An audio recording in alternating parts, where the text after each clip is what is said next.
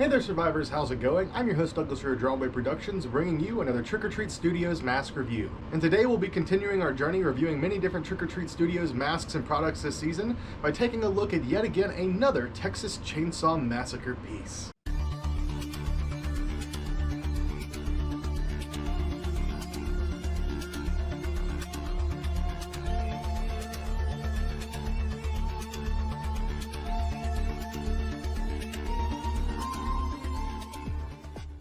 I'm proud to say that at this point we've taken a look at almost every single Leatherface mask that Trick or Treat Studios offers. We are near the end with only a couple of masks left, and one of them at least I don't have here. And today I have one that honestly I'm not too excited to take a look at. It feels very odd to go into the review already feeling that way, but you guys will see exactly what I mean. So I guess without further ado, let's go ahead and dive right in. So far, all the various Leatherface masks that we've taken a look at were able to be cross-referenced against their original appearances in whatever movie they came from. Today, however, is a very odd exception because the mask we're taking a look at is from a video game. Here we have the Texas Chainsaw Massacre video game, Greg Nicotero Leatherface mask. Many of you out there know that Gun Media was responsible for the Friday the 13th video game, which featured a very interesting and very unique Jason design that was made by Tom Savini. However, for the Texas Chainsaw Massacre video game, they let Greg Nicotero come up with a design for Leatherface. And I gotta say, both designs are very out there versus their original core concepts. The Savini looks more like a Ghost Rider versus actually being Jason. And this, I don't even know where to start. I guess I'll start by making a bit of a bold statement, which is, I'm a huge fan of Greg Nicotero. I think he does fantastic work, but I also think he's responsible for pretty much the worst representation of any slasher that he's worked on. I don't think that that's far-fetched to say. Obviously, everything's completely opinion-based, but for those of you who know your stuff, you know what I'm talking about, but if you don't, I'll throw some examples up on screen. I'm not trying to trash him. Yet again, I think he's a fantastic artist, but for some reason, for some of these slashers, these designs just, they don't do it for me. And this Leatherface might be my least favorite out of all of them. It's really hard to say, considering we just got that new Jason design. But, I mean, look at this thing. It doesn't cover the entire face, it just covers the top half. The actual like leather pieces stitched together just don't look great. There aren't any really discernible parts of it. It's like, oh, this is a piece of that part of the face or that flesh.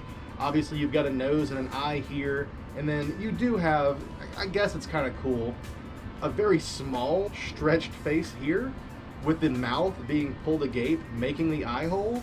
I guess it's kind of a cool idea, but just the size of that face comparatively with everything else, it just seems a bit odd. And then for the eye hole itself, it's stitched together with 3 tiny stitches. Just the sizing of it, the overall design, I'm just not a huge fan. Then you've got this weird dangly piece of leather on one side of the jaw. And obviously, it's Greg's design. He had free control to do with it as he wants. I just don't fully understand, I guess, what it was he was going for. And even put together with the rest of the full model that you see in game, I just don't think it's a great look.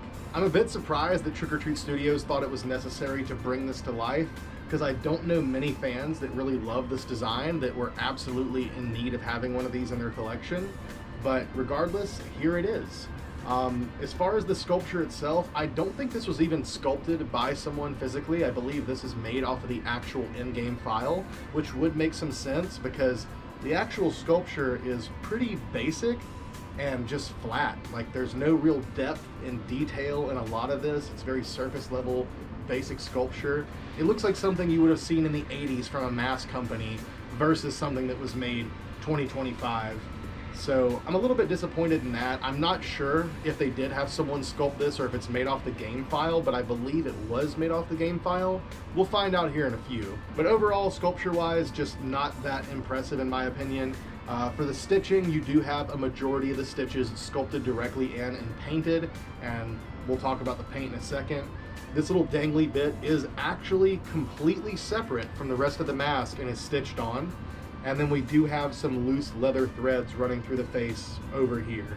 Not even talking about Trick or Treat Studios quality, I just think this mask is a mess. Sculpture-wise, not one of my favorites. I don't think it's all that cool. And then we get to paint. The paint work is pretty basic. I think they spent about as much time on this thing as it deserves, because it looks like it was definitely not treated with the same care as a lot of the other Leatherface masks. The paint work is very basic.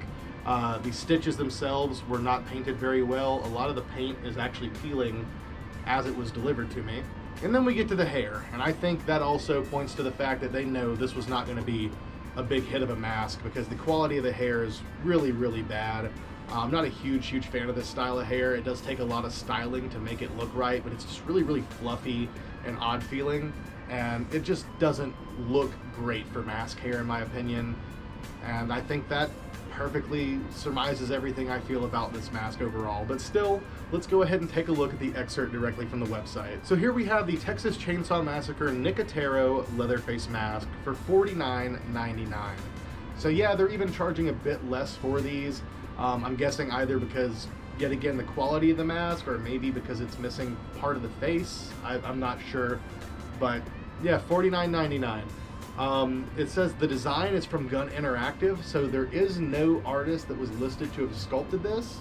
So I'm not sure if Nicotero even sculpted the in-game design, or if it was something sculpted by an entirely different artist that is not being credited for the mask. But I guess it was made directly off of the game file. So I guess as far as being accurate to the game, it's about as accurate as you could hope for in that sense.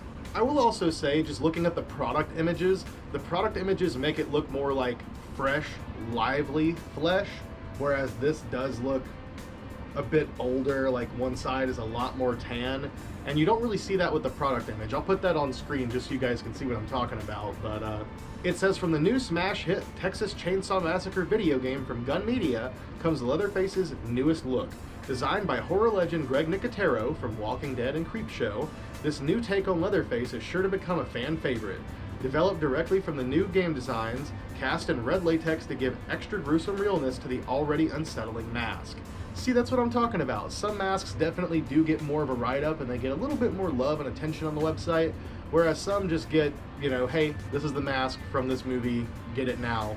Like I said, Nicotero is a legend, absolutely, but this mask just does not do it for me. For $49.99, I personally could not recommend this, and it's not because the quality from Trick or Treat Studios, it's just the design overall. However, if you do want this mask design, you're interested in being a completionist and adding this to your collection, you can pick them up directly from Trick or Treat Studios or any of the other retailers that offer them, and I do believe these are currently still available. I don't think they'll be selling out anytime soon. I know this was a harsh review, but I do like to be honest about my opinions on these masks. Some masks that I pick up, I already know I'm going to like them because of the sculpture or because of the quality that I've seen from other pieces. This was one of those that certainly did not hold up for me, and I am definitely a bit disappointed by it, but I don't really have too much else to say. So with that being said, I hope you guys enjoyed today's video. I love you all. Thank you for watching. Stay tuned for some more reviews coming very soon, and I'll see you next time.